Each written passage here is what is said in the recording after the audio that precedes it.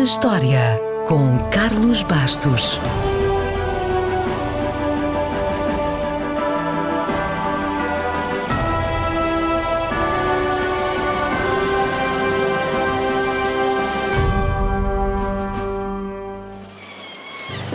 Se gostas de emoções fortes, provavelmente já andou numa montanha-russa. Mas já se perguntou como é que tudo terá começado?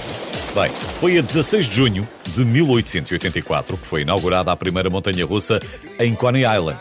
A primeira com patente. Coney Island é agora uma península em Nova Iorque, mas, como o nome indica, já foi uma ilha. Começou como um resort à beira-mar, ainda no final do século XIX, e à medida que o número de visitantes crescia, também foi aumentando o número de atrações, de restaurantes a lojas, passando pela praia, que antes da Covid-19 recebia 1 milhão de visitantes por dia, pelo enorme passeio marítimo e, ao bom estilo americano, pelos parques de diversões, evidentemente. Estávamos então em 1884, quando o Sr. Thompson, cansado de ver os jovens sentados em bares, resolveu inventar uma diversão mais saudável.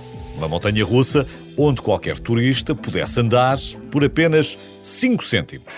Por estar situada em Coney Island, Thompson é frequentemente referido como o pai da montanha-russa americana, por estabelecer essa ligação da montanha-russa aos parques de diversões. Mas a sua montanha era muito diferente das que conhecemos hoje. Era menos radical e mais familiar. Para já, era tudo mais lento. A velocidade máxima era de 10 km por hora. E o passageiro ia sentado de lado e não de frente, como atualmente, para poder contemplar uma paisagem que estava pintada e que imitava, por exemplo, os Alpes suíços ou os canais de Veneza. Porém, décadas antes da montanha-russa estar ligada ao parque de diversões, já existia uma pequena linha de comboio entre duas minas de carvão que servia dois propósitos. Subia com o carvão pela manhã e descia com os turistas destemidos à tarde. Eram 10 km de adrenalina a 80 km a hora que custavam 75 cêntimos.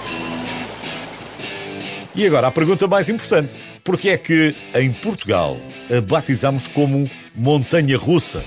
Será que foi criada mesmo na Rússia? Talvez. No século XV, os russos tinham uns escorregas gigantes de madeira, alguns com mais de 20 metros de altura e 30 metros de comprimento, por onde desciam montados ou num trenó ou num bloco de gelo com um assento de palha. A própria Imperatriz Catarina II tinha um destes escorregas instalados na sua propriedade, mas o trenó dela tinha rodas que se encaixavam nos trilhos de madeira, o que permitia que continuasse a divertir-se nos meses de verão. Talvez a inspiração tenha vindo daí. Entretanto, por cá, talvez não saiba, mas um dos exemplos mais antigos de montanhas russas da Europa foi construído na Serra da Estrela. Era uma estrutura de madeira maciça, assente nos bancos de gelo, que se formavam naturalmente naquela região, no inverno. A ideia foi trazida para Portugal por um grupo de refugiados russos, no século XVII. Lá está. Hoje temos montanhas russas para todos os gostos. A montanha-russa mais alta do mundo fica em New Jersey. A mais rápida no Ferrari World, em Abu Dhabi, onde pode ir dos 0 aos 240 km/h em menos de 5 segundos. E a montanha-russa mais longa fica no Japão. Tem 2,5 km de comprimento e o passeio dura 4 minutos. Para terminar, já vimos que, apesar dos americanos as terem aperfeiçoado e transformado num negócio, não foram eles que as inventaram. Aliás, na América chamam-lhe roller coasters. Em muitos países, a atração passou a ser designada por montanha-russa, o que diz logo muito. Mas agora, explique-me se souber, porque é que em russo se diz Amerikansky Gorky, que significa montanha americana.